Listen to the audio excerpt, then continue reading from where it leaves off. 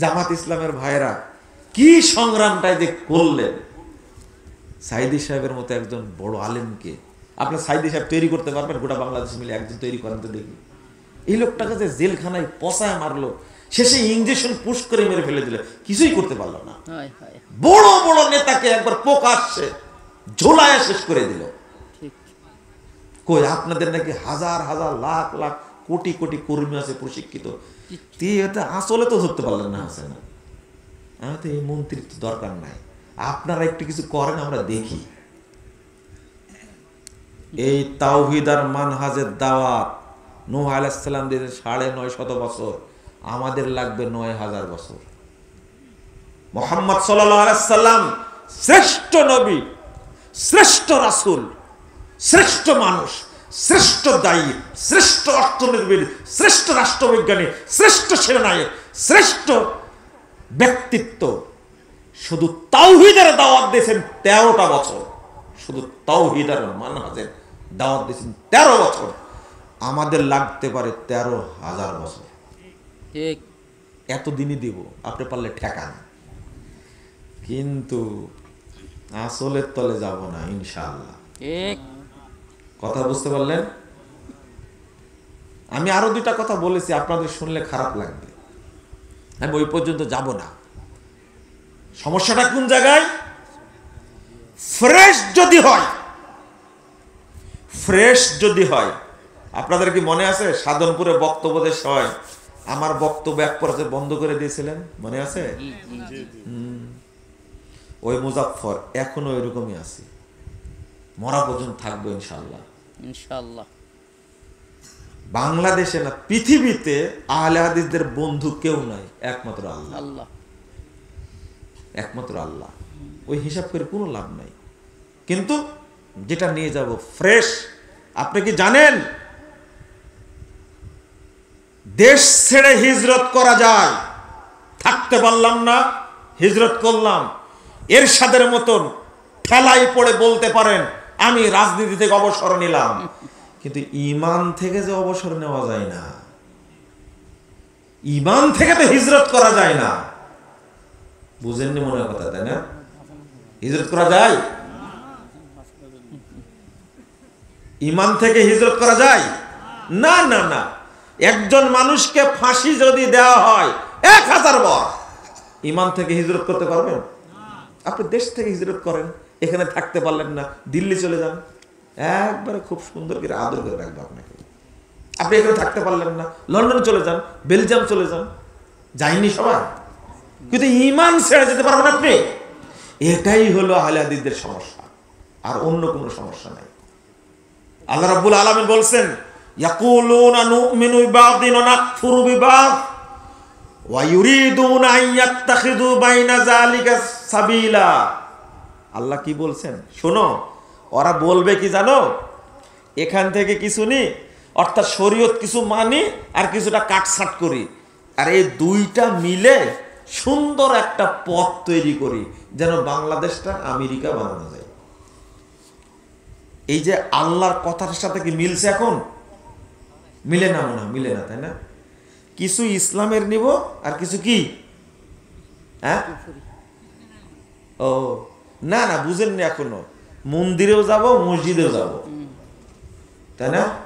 মক্কাতে যাব, গির্জাতেও যাব, তাই না? দুইটাই যেন চলবে।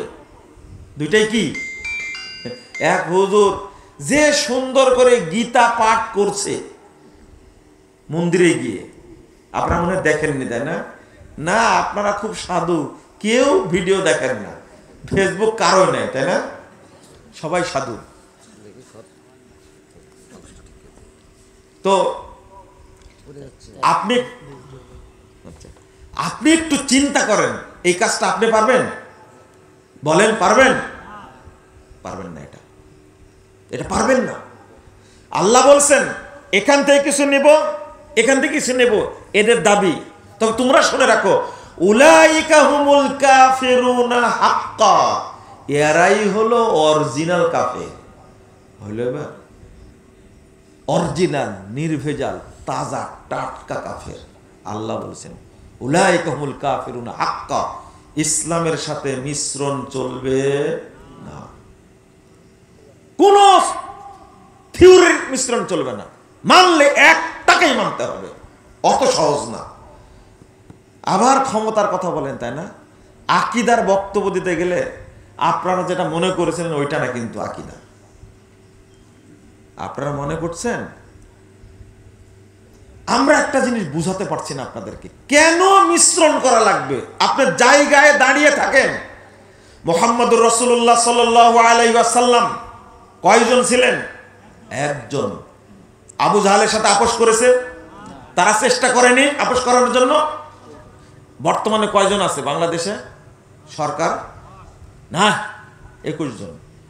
বাড়ায় 21 জন করেছে, ওটাও ভুলে গেছেন আপনারা। এই 1500 বছর আগের তুলনায় খুবই কম। 14 জন মিলে আল্লাহ রাসূলের কাছে গেছিল, কাফেররা মিটিং করে, আবু জাহেল, আবু লাহাব, উতবা, সাইবা মিটিং করে বলছে, যাও এই দ্বন্দ্ব করার দরকার নাই, নিজের মধ্যে যদি মেনে নেয় মোহাম্মদ তাহলে আর কোনো ফ্যাসাদ নাই। কি বললেন? তুমি যদি সম্পদ চাও, জামানা আমওয়ালানা, তাহলে আমরা আমাদের সম্পদ জমা করব, হাত্তা তাকুনা আকসারানা মালান, তাহলে তুমি আমাদের মধ্যে সবচেয়ে বড় ধনী হয়ে যাবে। আর যদি তুরিদু মালাকা, আর তুমি যদি চাও শাসক হতে, মালাকনা আলাইনা হাত্তা লা নাক্তা আমরা দোনাক, তাহলে তোমাকে আমরা রাষ্ট্রনায়ক বানাবো, মরা পর্যন্ত ওই পদেই রাখবো, কোনো দিন তোমাকে সরাবো না। আর একটা বললো, আর তুমি যে চাও নেতা হতে, ওয়াইন তুরিদু শারাফা সাওয়াদনাকা আলাইনা, তুমি নেতা হতে চাইলে মরা পর্যন্ত তুমি নেতা থাকবে। কোনটা চাও? আল্লাহ রাসূল কোনটা গ্রহণ করেছিলেন? কোনটা? কোনটাই করেননি, কিন্তু এখন আপনাকে দিতে চাইলে নিবেন না?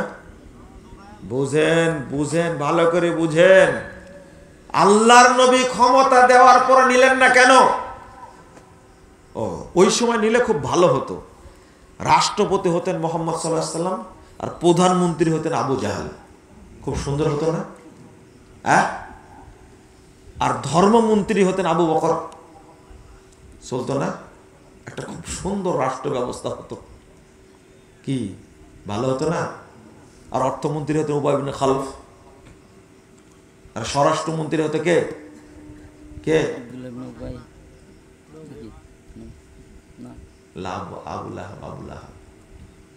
এইরকম একটা সুন্দর রাষ্ট্র ব্যবস্থা হলে কেমন হয় বলেন না? কেমন হয়? ভালো হয় না? এই যে রাষ্ট্র ব্যবস্থা, আমাদের ধর্ম উপদেষ্টা আলেম মানুষ কিন্তু, তাই না? কিন্তু আলেম মানুষ হলেও এই বাংলাদেশে যে সংবিধান এখন বলছে, এই সংবিধান বাতিল করতেই হবে, বলছে না? কিন্তু আমরা কতদিন থেকে বলে আসছি সংবিধান বাতিল করেন। এই সংবিধানের যে শপথের কথা বলা হয়েছে, ওই একবার শপথ করলে ঈমানও যাবে, ইসলামের ভূত গোষ্ঠী শুদ্ধে যাবে। সংবিধান শপথ চলবে না। 2, পরের দিন স্মৃতিসৌধে গিয়ে হাজির। কোথায় হাজির? কোথায় রেখে আসছেন ঈমানটাকে বলেন তো? ঈমানটা কোথায় রেখে আসছেন? কথা বলেন না কেন? পারবেন না? বাড়িতে রেখে আসতেন না? হ্যাঁ, ঠিকই বলেছে, ঈমান বাড়িতে রেখে আসছে। এরপরে গেলেন শহীদ মিনারে, কোথায় রাখলেন ঈমান? ঈমান রেখে তো হিজরত করা যায় না রে ভাই। এবার কি হলো? এই বাংলাদেশ সংবিধানের মধ্যে কত নোংরা মিথ্যা ঈমান চলে যাবে, সেই কথা আছে। আপনি যদি শপথ করেন আমি এই সংবিধানের স্বার্থ সংরক্ষণ করতে প্রতিজ্ঞাবদ্ধ, আর নামাজ দরকার হবে না, ওই গেছে, এই কথা বলা মাত্রই গেছে। এই জন্য কখনো আপোষ করে ইসলাম চলে না, চলবে না। ওই ইহুদি খ্রিস্টানরা প্রকৃত কাফের না। আল্লাহ বলছেন, আপনারা তো বুঝবেন না, যে বেনামাজি সে বেশি খারাপ না একটা বিধর্মী বেশি খারাপ? বলেন তো, বেনামাজি বেশি খারাপ কেন বলেন তো? পারবেন না আপনি বলতে। কেন বেনামাজি বেশি খারাপ বলেন? বলতে পারবেন না। বিধর্মীকে হত্যা করা আমার উপরে কি ওয়াজিব?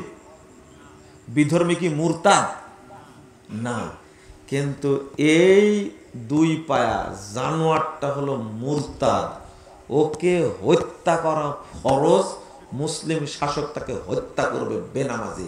এটাই হলো এই অমুসলিম আর বেনামাজির পার্থক্য, বুঝেছেন? এবার ওকে হত্যা করতেই হবে, ওকে হত্যা করতেই হবে। আপনারা এটা বুঝলেন না। আল্লাহ কেন বললেন ঈমান আর কুফর যারা এক জায়গায় করে, শিরিক আর ঈমান যারা এক জায়গায় করে, তাওহীদ আর তাগুত যারা এক জায়গায় করে, তারাই হলো অরিজিনাল কাফের।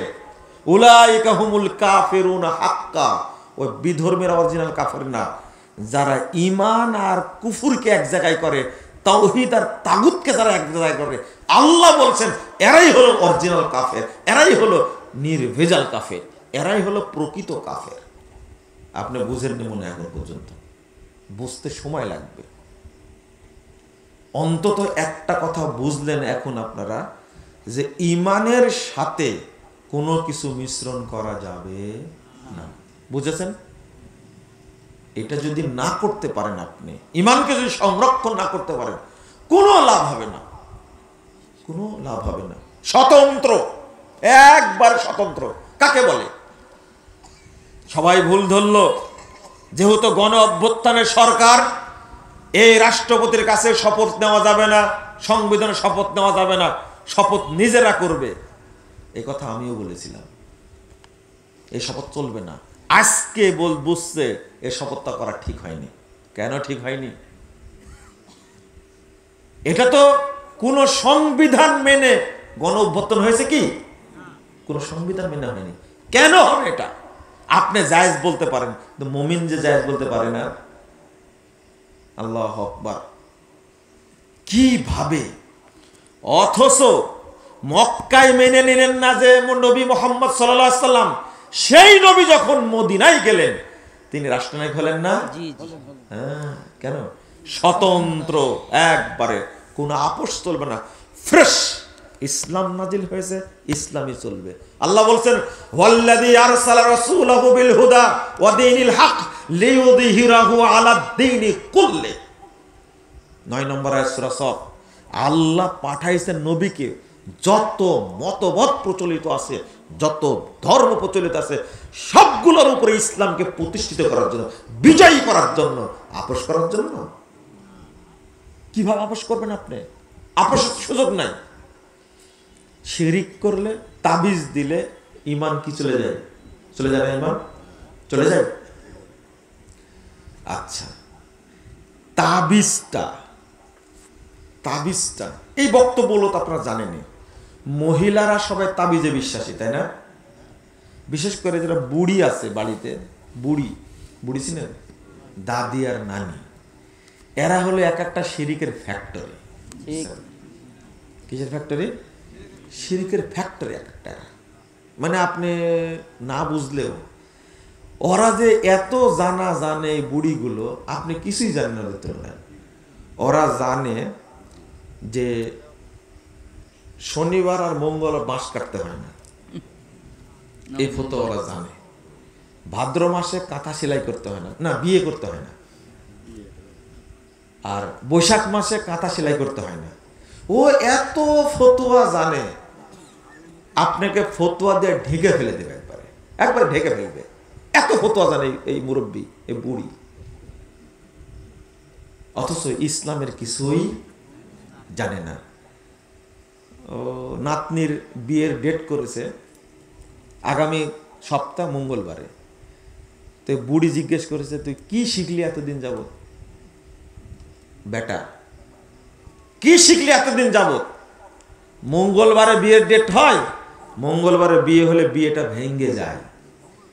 কত বড় মুফতি দেখেন, আল্লাহর চেয়ে বড় মুফতি। ও কেমনে জানলো বিয়ে ভেঙে যাবে? মুফতি, এই মহিলা মুফতি। চিন্তা করতে পারছেন আপনি? এইগুলো ধারণাগুলো কি তাওহীদ না শিরিক? শিরিক।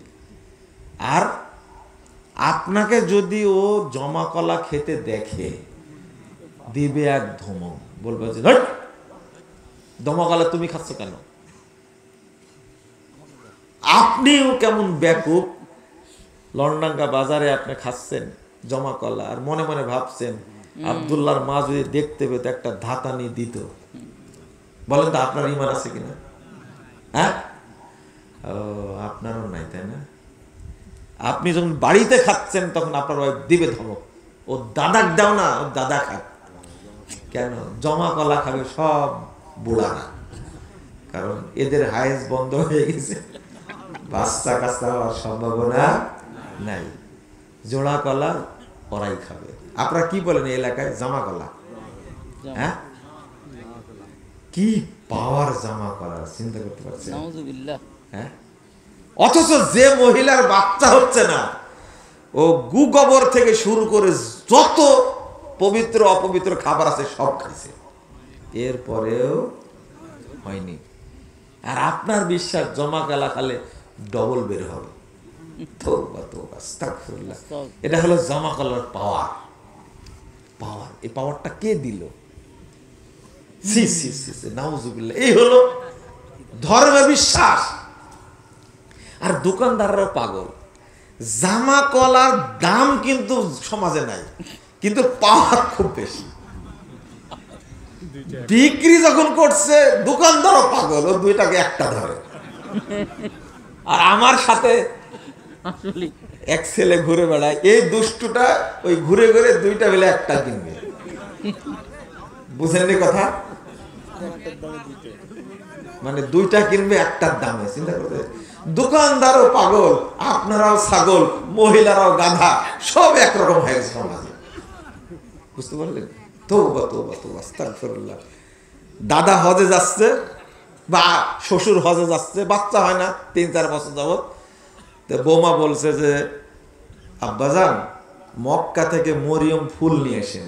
হ্যাঁ বাবা, অবশ্যই নিয়ে আসবো, তোমার তো নিয়ে আসবো মা, তুমি টেনশন করে নিয়ে আসবো। নিয়ে আসলো মরিয়ম ফুল, খাইলো, কোনো লাভ হয় না। মরিয়ম ফুল বলে পৃথিবীতে কিছুই নেই। কথা বুঝতে পারলেন? এই হাজির হজ শেষ, বুঝলেন? বৌমার বাচ্চারা আছে, এদের কি ইমান আছে মনে করেন আপনি? হ্যাঁ, কি হয়েছে? ইমান ইমান শেষ। আচ্ছা, এতক্ষণ বোঝায় কি লাভ হলো তাহলে? ইমান শেষ হলো কি করে? ইমান কি ছিল? এই ওয়াজটা অনেক দিন থেকে করছি, আর আপনারাও তো বলেন, আপনাদের বক্তব্য শুনি, কই শুনেন? ওর মধ্যে তো ইমান ঢুকেই নেই, শেষ হলো কখন? আচ্ছা, যে কোনো দিন, শুনেন, যে কোনো দিন ওযু করেনি, তার ওযু ভাঙ্গার সম্ভাবনা আছে না? আবার আসছে, বুঝেননি কথা? যে কোনোদিন ওযু করেনি তার ওযু ভাঙবে? আচ্ছা, যে কোনোদিন পোশাকই পরেনি, তো ন্যাংটা হলো কখন? বুঝেননি কথা? এটা ইমানের সাথে বুঝার বিষয়। মনে করেন বয়স কত হয়েছে আপনার? 70। মাশাআল্লাহ, 70 হয়েছে বয়স, কিন্তু দাঁড়িয়ে গেলে কিন্তু সবই পেকে গেছে, তাই না? মনে করেন ইনার ধারণা আছে একটা জিনিস। আচ্ছা, আমার কথাই বলি, ওনার কথা বললে মুরব্বী মানুষ রাগ করতে পারে। হ্যাঁ, বাপ বয়সী মানুষ, আমার কথাই বলি, বুঝ দিয়া বলি। আমার গায়ে তাবিজ নাই, কিন্তু আমার বিশ্বাস আছে তাবিজ দিলে ভূতে ধরে না। এবার বলেন তো আমার ইমান আছে কিনা? ইমান আছে? নাই তো কি হয়েছে? ঢুকেইনি। কে বললো এটা? কে বললো? বাবা দাঁড়ান দাঁড়ান, আপনারই দরকার, দাঁড়ান দাঁড়ান দাঁড়ান দাঁড়ান দাঁড়ান দাঁড়ান, মাশাআল্লাহ দাঁড়ান। এই আগামী দিনের সৈনিক হবে ইনশাআল্লাহ। ওর মাথায় ঢুকছে, ইমান এখনো ঢুকেইনি। বুড়া হয়ে কি করলেন আপনারা? ওই যে বললো যে ইমান ঢুকেইনি এখন পর্যন্ত, তাহলে নষ্ট হওয়ার কোনো সম্ভাবনাই না। আমাদের অবস্থানটা বর্তমানে এইরকম।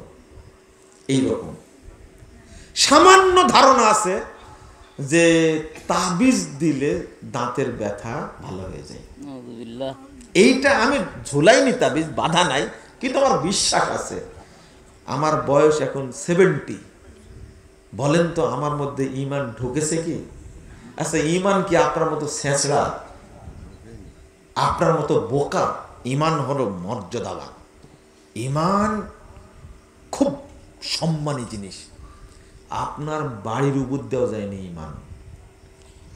যে জায়গায় শিরিক হয় ওই জায়গায় ঈমান ছুঁতেও যায় না। এই জন্য কথাটা হলো লা ইলাহা, আগে পরিষ্কার করেন লা ইলাহা, কোনো মাবুদ নাই, কোনো ইজম নাই, কোনো থিওরি নাই, কোনো মাযহাব নাই, কোনো মতবাদ নাই, কোনো দর্শন নাই, সব বাতিল। ইল্লাল্লাহ, আছে কে? একমাত্র আল্লাহ। এই জন্য আল্লাহ আল্লাহ আল্লাহ এই জিকির করা হারাম, এটা চলবে না। ইল্লাল্লাহ ইল্লাল্লাহ ইল্লাল্লাহ হারাম। বেটা, তোমার দেহটা তো অপবিত্র, তুমি আগে বলো লা ইলাহা, আমি সব কিছু অস্বীকার করছি। ফামান ইয়াকফুর বিত-তাগুত ওয়া ইউমিন বিল্লাহ ফাকাদ ইসতামসাকা বিল উরওয়াতিল বুসকা। আগে সব নাকচ করতে হবে। এই জন্য শুধু আল্লাহ আল্লাহ বলাটা হারাম, বলা যাবে না, বলা যাবে না। কারণ হলো হু হু এটা বলা যাবে না। লা ইলাহা ইল্লাল্লাহ এটাই বলতে হবে।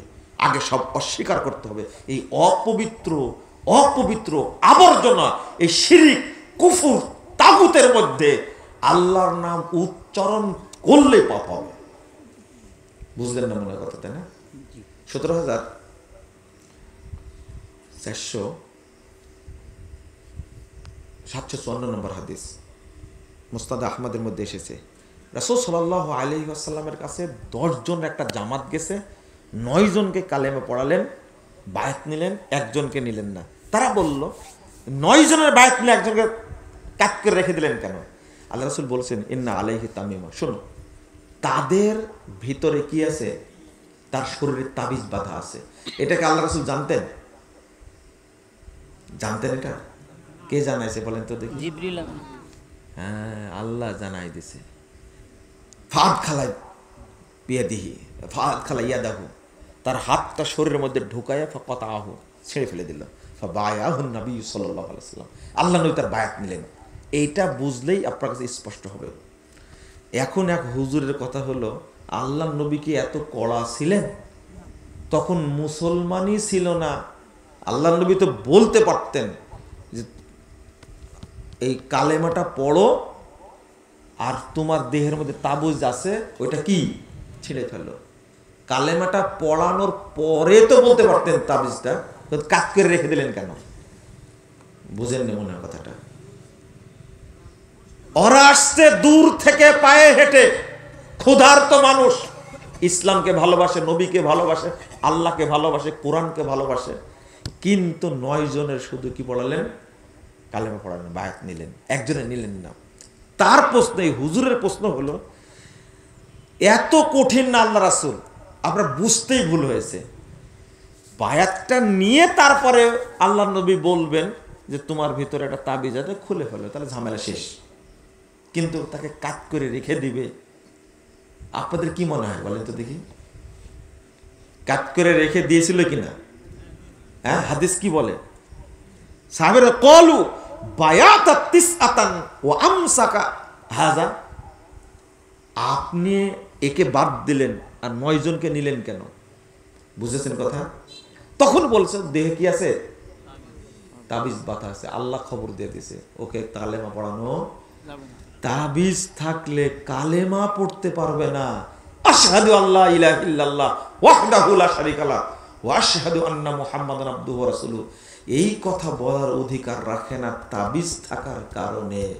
আর তাবিজ নিয়ে আপনি নামাজ পড়েন, তাবিজ নিয়ে আপনি হজ করেন, মানে ওই শিরকি আকীদা, শরীরে শিরক বাধা আছে। এই অবস্থায় কালেমা শাহাদত উচ্চারণ করাই হারাম। উচ্চারণ করাই কি? কিন্তু আপনার বিশ্লেষণ মুসলমানই নাই, 10 জন আসছে, তাও আপনার শর্ত। আল্লাহর কাছে জনসংখ্যা জরুরি? আল্লাহর কাছে সংখ্যা জরুরি না। তাহলে আজকে বাংলাদেশের কি অবস্থা? বেড়ি জরুরি, বিড়ি দিলে ভোট পাওয়া যাবে, কি পাওয়া যাবে? ভোট পাওয়া যাবে। বিড়ি জরুরি, শিরিক টিরিক দরকার নাই। কি যে অবস্থা! এখন জামাত ইসলামের হিন্দু কমিটি তৈরি করছে। কি কমিটি? ওই জন্য গোলাম আজম সাহেব মারা গেছে। কথা বুঝতে পারলেন? এই দৃশ্য তিনি মনে দেখতে পারতেন না। আল্লাহ যেন বুঝার তৌফিক দান করে। বলে দিলাম, কিয়ামত পর্যন্ত চেষ্টা করে অন্য কিছু প্রতিষ্ঠা করা যাবে, কিন্তু মিশ্রণ করে ইসলাম প্রতিষ্ঠা করা যাবে না। আপনার স্বাধীনতাই নাই, আপনার স্বাধীনতাই নাই, কি প্রতিষ্ঠা করবেন? তালেবানরা মাজার পূজারী, কবর পূজারী, পীর পূজারী হলেও ওরা স্বাধীনভাবে চালাচ্ছে। বুঝেন নি কথা? ওরা তো মাজার পূজারী, তালেবানরা হলো পীর পূজারী, তারা সুফি, তাও স্বাধীন মতো চালাচ্ছে। আমেরিকাকে পাত্তা দেয় না, ও ব্রিটেনকেও পাত্তা দেয় না, পাকিস্তানকে পাত্তা দেয় না। আমরা আমাদের মতো স্বাধীনভাবে চালাচ্ছে, যদিও এটা ইসলাম না। কি না? ইসলাম না। আপনাদের কাছে ইসলাম মনে হচ্ছে। ইরানে কি ইসলাম আছে? ইরানে ইসলাম আছে? নাই। তো ওরা শিয়া, ওরা মুসলমানই নাই। যদিও মনে করেন ইরান আপনার মুসলিম রাষ্ট্র, ওই একটা মাত্র 100% কুফরি রাষ্ট্র, সেটা হলো ইরান। এটা জানেন আপনারা? আমেরিকা 100% কুফরি রাষ্ট্র না, ওখানে অনেক মুসলমান আছে না? মুসলমানরা কাজ করে দিয়েছে বাইডেনকে, এই যে কে, কমলা হারিস। একমাত্র খাঁটি কুফরি রাষ্ট্র একটা হলো ইরান, যেখানে কোনো সুন্নি মুসলিম নাই, সব শিয়ারা, সব কাফের। বুঝেন নি মনে হয় কথা, তাই না? বুঝবেন, বুঝবেন। শক্ত মনে হচ্ছে আজকে কথাগুলো, আরো স্পষ্ট করে বলতে হবে, শুনতে হবে, বারবার পরিষ্কার হবে ইনশাল্লাহ। শেষে একটু ধৈর্য আছে কি? ধৈর্য আছে? একটু আছে? আর একটু অল্প টাইম সময় দেন আমাকে। আল্লাহ রাব্বুল আলামিন বলছেন, আমিলাতুন নাসিবা, আমুলকারী ব্যক্তি আমুল করতে করতে ক্লান্ত হয়ে গেছে। তাসলা নারান হামিয়া, তারা নিক্ষিপ্ত হবে প্রজ্বলিত জাহান্নামে। কোথায়? প্রজ্বলিত জাহান্নামে। কোন আমল এটা তাহলে? কোন আমল? আল্লাহ বলছেন, ওয়াকাদিমনা মা আমিলু মিন আমালিন ফাজআলনাহু হাবাআম মানসুরা। তারা যে আমলগুলো করেছে, আমলগুলো দেখার জন্য আমি কি অগ্রগামী হব, অতঃপর সব আমলকে আমি নষ্ট করে দেব। কে বলছেন? আল্লাহ। 23 নম্বর আয়াত সূরা ফুরকান। আমি এটা দ্বারা বোঝাতে চাচ্ছি যে আমল করবেন সুন্নাহ মোতাবেক, বিনা দলিলের কোনো আমল করবেন না।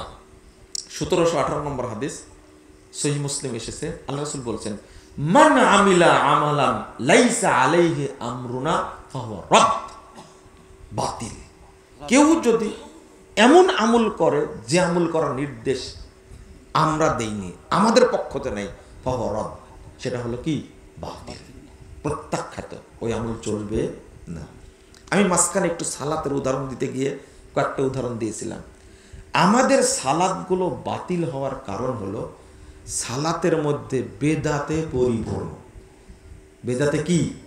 পরিপূর্ণ। সালাতের বক্তব্য কেন দিই?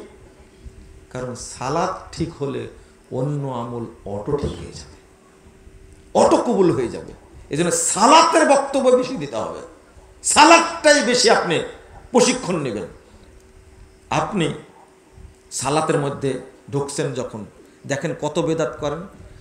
হুজুর দাঁড়িয়ে পাগড়িটা আগে বেঁধে নিল। কি বেঁধে নিল? পাগড়ি। সালাতের শুরুতে পাগড়ি বাঁধা বেদাত, কোনো সহিহ হাদিস নাই, এটা বেদাত, যা আছে জাল হাদিস। 2 নম্বর, ইমাম সাহেব বলছে কাতার সোজা করি, মোবাইল বন্ধ করি, উভয়ের মাঝে 4 আঙ্গুল ফাঁক রাখি। শুনেন, আচ্ছা এই কথা বলবে কেন? কাতার সোজা করি, মোবাইল বন্ধ করি। তিনি হলেন সেনাপ্রধানের মতো বলবেন, তারাসু, শিশুশালা পাচিরের মতো দাঁড়াও, আকিমু সুফুফাকুম, কাতার সোজা করো, সদ্দল খালাল, ফাঁক বন্ধ করো। ভাষা হবে এরকম। বিড়ালের মতো বলছে কাতার সোজা করি। বুঝলেন কথা? আল্লাহর নবী বলছেন সেনাবাহিনীর প্রধানের মতো, সেনা প্রধানের মতো হুকুম হচ্ছে কাতার সোজা করো, পায়ের সাথে পা, টাকনোর সাথে টাকনো মিলে দাঁড়াও। কিন্তু এই মুলবি যে ইমামতি করতে গেছে, এই অবস্থা তার। আবার বলছে 4 আঙ্গুল কি ফাঁক রাখি, যা দেখবেন ওখানে 1 হাত আধ হাত করে ফাঁক আছে। এই 4 আঙ্গুল ফাঁক রাখা গেল বেদাত। এটা কি বেদাত? ফজিলতকে ইবলিস নষ্ট করেছে। ও বেদাতের আবিষ্কারক কে জানেন কি? এটা ইবলিস। কে? ইবলিস, ইবলিস, ইবলিস, ইবলিস। অনেক বক্তব্য দিয়েছি, আজকে বিস্তারিত বলছেন, এতটুকু শুনে রাখেন। ইবলিস মানুষের উপরে 6টা কর্মসূচি পালন করে। কয়টা? 6টা। তার মধ্যে 1 নম্বর হলো মানুষকে দিয়ে কুফরি করায়। কি করায়? কুফরি করায়। আল্লাহ বলছেন কামাসালি শাইতান ইজ ক্বালা লিল ইনসানি ইকফুর ফালাম্মা কাফারা ক্বালা ইন্নী বারিউম মিনকা ইন্নী আখাফুল্লাহ রাব্বাল আলামিন। শয়তান এত খারাপ রে, বাটপার কাকে বলে? মানুষকে ফুসলায় বলে এই কুফরি কর, কুফরি কর। যখন কুফরি করে ফেলে মানুষ, তখন বলে ইন্নী বারিউম মিনকা, সি সি তুই এত খারাপ রে, আমি তোর থেকে মুক্ত। ইন্নী আখাফুল্লাহ রাব্বাল আলামিন, আমি আল্লাহকে ভয় করি, তোর মধ্যে আমি নাই। কত বড় বাটপার দিচ্ছে, নিজে কুফরি করালো। তাহলে ইবলিস মানুষকে প্রথম কি করায়? কুফরি করায়। 2 নম্বর ওকে বেদাত করায়। কি করায়? বেদাত করায়। যত বেদাতের জন্ম দিয়েছে, এই যে 4 আঙ্গুল ফাঁক রাখা, এটা ইবলিস তৈরি করেছে।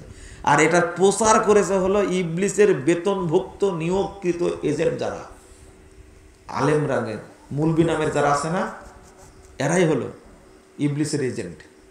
আল্লাহ যেন এদেরকে হেদায়েত দান করে। এবার কি করছে ইমাম সাহেব? কি করলো? আল্লাহু আকবার, কানটা ধরে নিল। এই এক বেদাত কিন্তু, বুঝলেন? এই বুড়া আঙ্গুলি, ডান পায়ের বুড়া আঙ্গুলি সালাতে দাঁড়ানোর সময় যে জায়গায় আছে ওই জায়গায় রাখতে হবে, নাহলে সালাত বাতিল হয়ে যাবে। এই এক বেদাত। বেদাতে পুরো সালাতটা ডুবে আছে, পুরো সালাতটা ডুবে আছে। কবুল হবে কি করে? এবার হলো ইঞ্জিনিয়ারিং সিস্টেম। ইঞ্জিনিয়ারিং সিস্টেম কি? এই যে হাতটা ধরতে হবে এইভাবে, এই 2 আঙ্গুল দিয়ে এইভাবে ধরতে হবে, আর 3 আঙ্গুল পিঠে রাখতে হবে। Engineering system. এটা হলো বেদাত। এটা কি? বেদাত। তারপরে নাওয়াইতু পড়ে না? নাওয়াইতু পড়ে। এটা কি? আরে নাওয়াইতু পড়ে তো পড়ে, শুধু একটা। জহরের আলাদা, আসরের আলাদা, মাগরিবের আলাদা, এশার আলাদা, জানাজার আলাদা, ঈদের আলাদা, বেতের আলাদা, তাহাজ্জুদের আলাদা। আপনি যখন হাত বেঁধে আল্লাহু আকবার বলে দাঁড়ান, সানা কি সবগুলো আলাদা? একটাই, কিন্তু সব নিয়াত আলাদা। এটা ইহুদি খ্রিস্টানদের চক্রান্ত। নিয়াতের ভারেই যেন ও সালাতের পাশে না যায়। ও বলবে নিয়াতই মুখস্থ নাই, কেমনে সালাত পড়বো? যা, পড়বোই না সালাত। চিন্তা করতে পারছেন আপনি? ভাবতে পারছেন? তারাবির আলাদা নিয়াত, 4 রাকাত আলাদা, তারাদের মাঝখানে আবার একটা দোয়া। এত নিয়াত তৈরি করেছে, নাউজুবিল্লাহ, আস্তাগফিরুল্লাহ। তো সালাত কি কবুল হওয়ার সম্ভাবনা আছে? আচ্ছা, আপনারা কি বিশ্বাস হয়? মনে করেন 30 মণ দুধ। কয় মণ? 30 মণ দুধের মধ্যে 1 মগ মাত্র গরুর পেশাব। ওই গরুরই, কোন গরুর? ওই গরুরই পেশাব একটু মারি দেন, তো দুধগুলো কি হয়ে যাবে? মাখন হয়ে যাবে, তাই না? ঘি, ছানা হয়ে যাবে। এভাবে ছানা হয়ে যাবে। খুব ভালো। শোনেন, আপনার বাচ্চাটার বয়স মাত্র কত? 6 মাস। কয় মাস? 6 মাস। তো গ্লাসের মধ্যে পেশাব করে দিছে, পানির মধ্যে। কিসের মধ্যে? 6 মাসের বাচ্চা কিন্তু, বুঝেন কিন্তু, বুড়া না কিন্তু, 6 মাসের বাচ্চা। বলেন তো, এই পানির মধ্যে তো পেশাব করলো, অপবিত্র কোনটা হলো? পানি না পেশাব? নষ্ট কোনটা হয়েছে? পানি না পেশাব?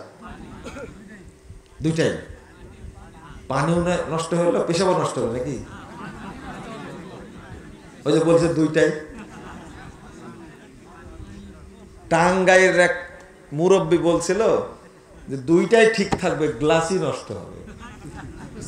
তাহলে কত রকমের মুসল্লি আছেন আপনারা চিন্তা করেন। আজকে শুনলাম যে দুইটাই নষ্ট হয়ে যাবে, তাহলে পেশাবও নষ্ট হবে, তাও তো যেন বলেননি যে পেশাব করার কারণে, পানির মধ্যে পেশাব করার কারণে পেশাবটা ভালো হয়ে গেছে, পানি নষ্ট হয়ে গেছে, এটা যে বলেননি, এজন্য ধন্যবাদ আপনাদেরকে। আচ্ছা, এইটা যেহেতু আপনার কানে ঢুকে যে এই ছোট একটা বাচ্চার পেশাব যদি দেওয়া হয় তবুও পানি কি হয়ে যাবে? নষ্ট হয়ে যাবে। তাহলে দুধের মধ্যে গরুর পেশাব পড়লে কি হয়ে যাবে? এটা যেহেতু বুঝেন আপনি, তাহলে এটা বুঝেন না যে সুন্নাতের মধ্যে বেদাত মিশ্রিত হলে কি কি বেদাত বাতিল হবে? কি বাতিল হবে? এইটা বুঝেন না কেন? এরপরে ইমাম সাহেব বলছে সূরা ফাতিহা পড়া যাবে না, তোমার নামাজ এক কথায় বাতিল। কারণ সূরা ফাতিহা পড়ার এত দলিল আছে, আল্লাহ রাসূল বলে দিয়েছেন একটাই হাদিস, লা সালাতা লিমান লাম ইয়াকরা বিফাতিহাতিল কিতাব, যে সূরা ফাতিহা পড়ে না তার সালাত বাতিল নাই, তার সালাত কি নাই। অথচ বলে দিচ্ছে কি জানেন, সূরা ফাতিহা পড়া যাবে না, আমিন বলা যাবে না জোরে, বরং ব্যঙ্গ করে বলছেন আমিন।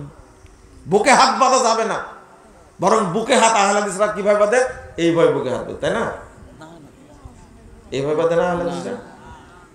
এই যে গরিবের আবু হানিফা, রেজাল্ট করে আপনার, বাহ ভালো নাম মনে আছে ভাই আপনার। আমার বন্ধু আমাকে গালি না দিলে ওর নাকি ঘুমই হয় না, ওর ওয়াজি হবে না, গালি দিতেই হবে একবার। বুঝতে পারলেন? মতিউর রহমান মাদানীকে বলছে দাজ্জাল। বুঝতে পারলেন কথা? আমাকে বলছে যে জারুদ সন্তান, আবরার আবরার রওয়াহু আবরার আবরার রিজাল্ট করুন। এক জায়গাতে বলছে আপনারা দোয়া করেন আল্লাহ যেন হেদায়েত দান করে, তো কেউ আমিন বলে না। বলেছে আমিন বলেন, বলছে আপনিই বলেন, আমার দরকার নাই। হানাফিরাও তো অনেক আলেম আছে, তাই না? এরকম ব্যাকুল আর এত মুখ খারাপ, আমি আল্লাহর কাছে বলি আল্লাহ ওকে হেদায়েত দাও, আর অন্তত মুখটা ভালো করে দাও। আল্লাহ কোন দিন কবুল করবে আল্লাহ ভালো জানে। সি সি সি, এত খারাপ ভাষায় বলে, এই ভাষাগুলো মনে হয় ইবলিসে খুঁজে পাবে না। সি, ও বলছে যে আহলে হাদিসরা এইভাবে হাত বাঁধে, তাই না?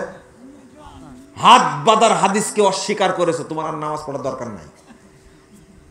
হাদিস অস্বীকার করো, নামাজ পড়ার দরকার। রফুল্লাহ এক মুরব্বী বলছে ওরা এইভাবে মাসি তাড়ায়। 90 বছর বুখারি পড়ায়া সই বুখারিতে হাত তোলার হাদিস পাইনি, রফুলের হাদিস পাইনি। আপনি চিন্তা করতে পারছেন? মাসি তাড়ায় 4 শতাধিক সই হাদিস বর্ণিত হয়েছে। তোমার সালাত বাতিল, তোমার পড়া লাগবে না সালাত। আগে মুসলমান হও বেটা, হাদিস ব্যঙ্গ করলে কেন তুমি? তোমার নামাজের দরকার নাই তো, দালালি করো কেন? দালালি করো কেন? আমরা বলি কি, বুকের উপরে হাত বাঁধবেন হাদিস সহিহ, নাভির নিচে হাত বাঁধা হাদিস জয়ীফ। আর কিছু বলেছি? এই জয়ীফ হাদিসগুলো প্রতিষ্ঠা করার জন্য আবু দাউদ থেকে 4টা হাদিস তুলে দিয়েছে উপমহাদেশ থেকে। ইসলামিক ফাউন্ডেশনের বাংলা আবু দাউদে আছে, কিন্তু যেটা দাওরা হাদিস মাদ্রাসা পড়ানো হয় এটাতে নাই। তুললে কেন বেটা? আবু দাউদের হাদিসের মধ্যে আছে ইশরিনা লাইলাতান, 20 রাত্রি, কিন্তু উপমহাদেশে করেছে ইশরিনা রাকাতান, 20 রাকাত। কত বড় খায়েন! এদের আবার নামাজ লাগে রে ভাই, হ্যাঁ? এদের নামাজ লাগে। সহিহ বুখারীর অধ্যায় রচনা করেছেন ইমাম বুখারী, কিতাবু সলাত তারাবি। বেকুবরা কথাটা উঠায় দিছে, কারণ ইমাম বুখারী এই অধ্যায় রচনা করে মা আয়েশা রাদিয়াল্লাহু আনহার 11 রাকাত হাদিস ওখানে তৈরি মানে অ্যাড করেছে, নিয়ে আসছেন এই জায়গায়, অধ্যায় তুলে দিয়েছে। যা, অধ্যায় তুলে দিলাম। বুঝলেন আপনারা কি? আচ্ছা, এইরকম করলে কি নামাজ কবুল হওয়ার কোনো সম্ভাবনা আছে? আগেই বাতিল হয়ে গেছে নামাজ, আগেই বাতিল হয়ে গেছে। কেন করেন এটা? এটা আহলে হাদিসদের এগুলো করা লাগে না। সহিহ বুখারীর মধ্যে ছিল, ইমাম বুখারী হাদিস নিয়ে আসছেন, প্রত্যেক রাষ্ট্রের শাসক হলো ইমামে আজম শব্দটা নিয়ে আসছেন, বুখারী থেকে তুলে দিছে। কারণ ইমামে আজম শুধু ইমাম আবু হানিফা। বুঝলেন? এই জন্য কি হাদিস চুরি করতে হবে? আর আপনারা বলেন যে এরা হানাফি। বাংলাদেশে কোনো হানাফি নাই, কোনো হানাফি নাই বাংলাদেশে, সব দেওবন্দি আর বেরলভি। হানাফি তারাই যারা ইমাম আবু হানিফার আকীদা এবং আমলকে ফলো করে, তারা হলো হানাফি। এই বাংলাদেশের এরা ইমাম আবু হানিফার আকীদাও মানে না, আমলও মানে না। এরা মানে দেওবন্দের মানহাজ, দেওবন্দের মাসালা, আশারি মাসালা, মাতুরিদি মাসালা মানে, আকীদা মানে। এই বেরলভি আর দেওবন্দি আছে। আপনারা বলবেন না যে বাংলাদেশে হানাফি আছে। আপনি বুঝতে চান না কেন? বুঝতে হবে। সালাতের মধ্যে এত বেদাত তৈরি করেছে, ফাজাইল আমল, মকসুদুল মুমিনিন, নিয়ামুল কোরআন, বেহেশতি জেওর, এদেশের মানুষকে গুমরা বানাইছে, এদেশের মানুষকে নষ্ট করেছে। বলছে যে ব্যক্তি এক ওয়াক্ত সালাত পড়বে, জামাতের সাথে যে ব্যক্তি এক ওয়াক্ত সালাত পড়বে, তার নেকি হবে 3,35,54,432 গুণ। সুবহানাল্লাহ। হ্যাঁ, মুখে দাড়ি নিয়ে সুবহানাল্লাহ বলতেছে।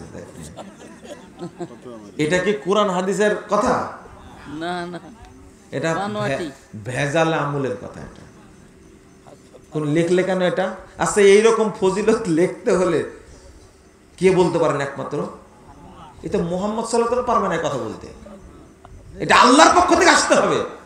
যদি জুমার নামাজে কেউ চুপ করে খুতবা শুনে, তার নেকি হবে 7,07,70,000 নেকি হবে, শুধু খুতবা শুনলে নেকি হবে।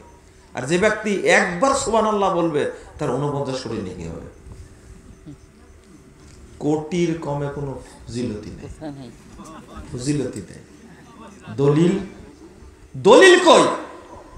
আর এইগুলো শুনে আপনারা কি ভাষায় বলছেন? মুফতি সাহেব লিখছে যে মক্কায় সালাত আদায় করলে নেকি হয় 1,00,000 গুণ, আর টঙ্গীর মাঠে সালাত আদায় করলে নেকি হয় 1 কোটি গুণ। বলেন এবার সুবহানাল্লাহ বলেন, মন শান্তি করে বলেন সুবহানাল্লাহ, মন শান্তি করে বলেন। আচ্ছা, এই কথা যে বলবে তার ঈমান থাকার সম্ভাবনা আছে? ও এইগুলো আমি ছাড়া কে বলবে? আমি অত ভদ্র মানুষ না। শরীয়তের সাথে ফাইজলামি করলে ওকে ছাড় দেওয়া যাবে না, অসম্ভব ব্যাপার। কেন বলবে? মসজিদে হারামের ইজ্জতটা রাখছে বলেন তো দেখি। ওখানে নামাজ পড়লে 1,00,000 গুণ, আর এই অপবিত্র মাঠ টঙ্গীর মাঠে, পেশাব পায়খানার মাঠে সালাত আদায় করলে কত নাকি হবে?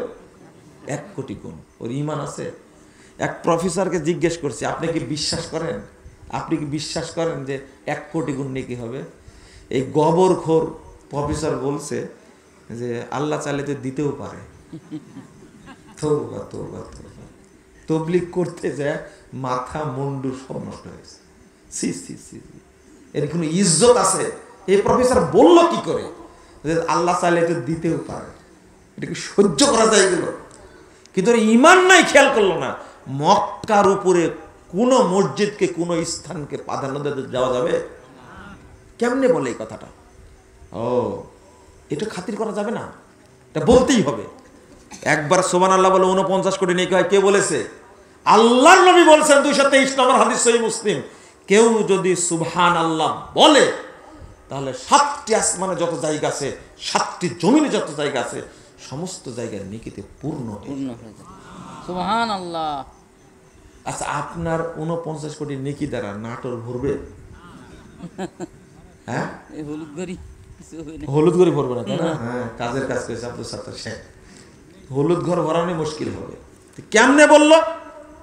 শোনেন, যতই বলেন না কেন, একটা আহলে হাদিস বাংলাদেশ থাকলে এই বেদাতিরা ঘুমাতে পারবে না। ইনশাআল্লাহ ইনশাআল্লাহ চলবে সংগ্রাম, এই ইবলিসের বিরুদ্ধে সংগ্রাম চলবে। তারেক মনোয়ার সাহেব বলছে আকীদা শব্দটা কোরআন হাদিসে কোথাও নাই, এটা মানুষের তৈরি করা ফেক। তারেক মনোয়ার সাহেব এত বড় ভাইরাল বক্তা, তার মতো মানুষ কেমনে কথাটা বলল আমার এখনো বুঝে আসে না। কেমনে বলল তারেক মনোয়ার? আপনাদের খুব আস্থা ভাজন, তাই না? বাংলাদেশে এলেম কালাম না থাকলেও কণ্ঠের জোর থাকলে ওই হলো আল্লামা। আমি বলেছি ইসলামী রাজনীতি আর সিয়াসা আল ইসলামিয়া কোরআন হাদিসে যদি থাকে, যেদিন আপনি দেখাতে পারবেন ওই দিন আমি আকীদা শব্দটা দেখাবো। মানে রাজনীতিকে প্রাধান্য দিতে গিয়ে আকীদাটাকে জবাই করছে, তাই না? জবাই করেনি?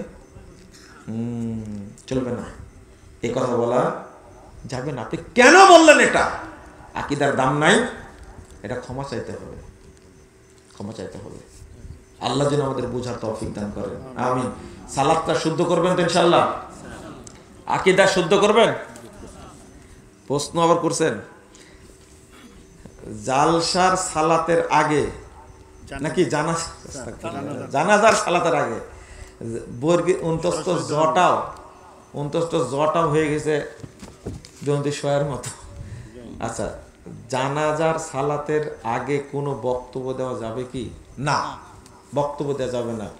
কিন্তু আপনাদের পাতি নেতাগুলো আসলে দিবেন বক্তব্য দিতে, তাই না? দিবেন না? শুধু বলবে, 5 মিনিট বলে, ওরা শুধু বলতে পারবে। মাইয়াতের কর্তৃপক্ষ বলবে ঋণ থাকলে আমি দিয়ে দিব। কথা বোঝা গেছে? আর কিছু না।